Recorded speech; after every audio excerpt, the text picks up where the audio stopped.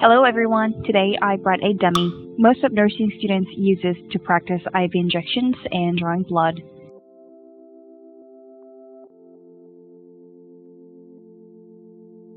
It's not crystal clear, but did you see something? That's right, if you take a look at it close enough, you can see that artificial blood is flowing through veins. But sometimes, depending on the type of dummy you use, you may not be able to see the blood flowing at all. However, with vein probe, things can be different. With vein probe, you can clearly see and detect blood paths super easily with zero hassle. This also means you can perform your procedure safely. Can you tell the difference between with and without vein probe?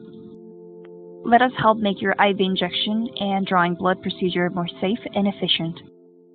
With vein probe, it is very much feasible.